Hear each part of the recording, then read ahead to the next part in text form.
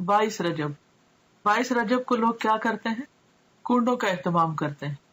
22 رجب کے کنڈوں کا اہتمام بھی بر صغیر میں عام ہے.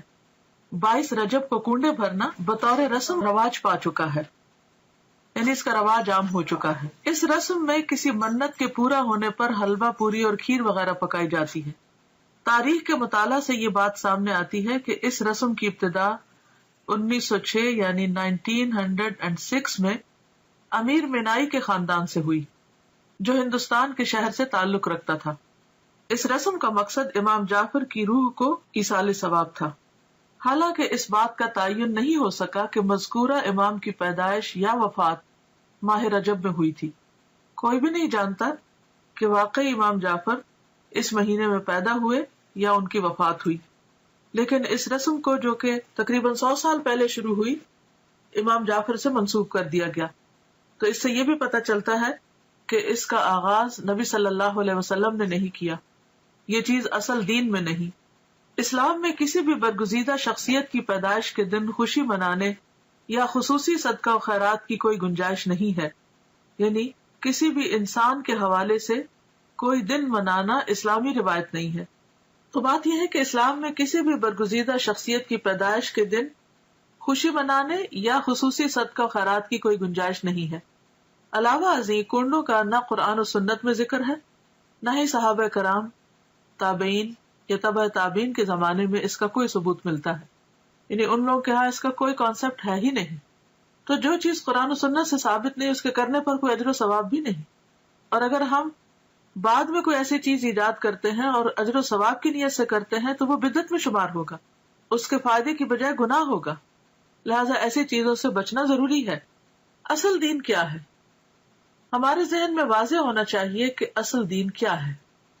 اصل دین وہ ہے جو اللہ تعالیٰ نے محمد صلی اللہ علیہ وسلم کے ذریعے ہم تک پہنچایا، یعنی دین اللہ کی اطاعت و فرما برداری، اس کے احکامات کے آگے سر تسلیم خم کرنے اور محمد صلی اللہ علیہ وسلم کی سنت پر عمل کرنے کا نام ہے. ارشاد ربانی ہے، الیوم اکملت لکم دینکم واتممت علیکم نعمتی ورضیت لکم الاسلام دینا. المائدہ 3. آج میں نے تمہارے لیے تمہارا دین مکمل کر دیا اور تم پر اپنی نعمت تمام کر دی اور تمہارے لیے دین اسلام کو پسند کر لیا. لہذا کوئی بھی ایسا کام جو آپ صلی اللہ علیہ وسلم نے نہ کیا اور نہ ہی اس کا حکم دیا، اسے دین کا حصہ سمجھتے ہوئے ادا کرنا اور پھر اس پر اجر و ثواب کی توقع رکھنا بدعت ہے. نبی کریم صلی اللہ علیہ وسلم کا ارشاد ہے، کل محدثۃ بدعہ وکل بدعۃ ضلالہ وکل ضلالۃ فی النار. بے شک ہر نئی بات بدعت ہے اور ہر بدعت گمراہی ہے اور ہر گمراہی آگ میں لے جانے والی ہے.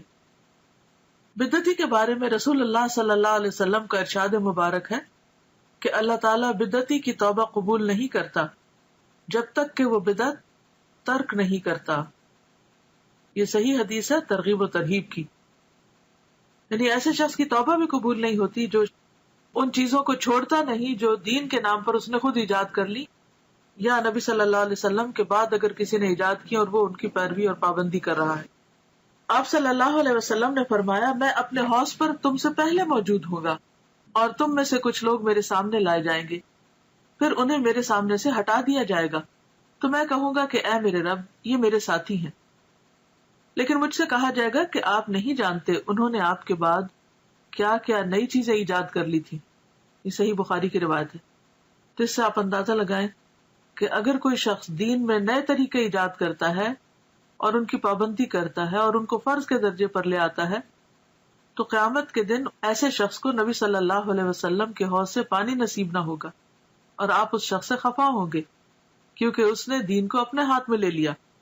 لہٰذا ایسے تمام طریقوں اور کاموں سے بچنے کی ضرورت ہے جو دین کے نام پر آپ کے بعد ایجاد کر لیے گئے ہوں، کیونکہ آپ صلی اللہ علیہ وسلم نے فرمایا، من احدث فی امرنا ھذا ما لیس منہ فہو رد.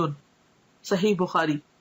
جس نے ہمارے اس دین میں کوئی ایسی چیز ایجاد کی جو اس میں سے نہ ہو تو وہ مردود ہے، یعنی ریجیکٹڈ ہے، قابل قبول نہیں.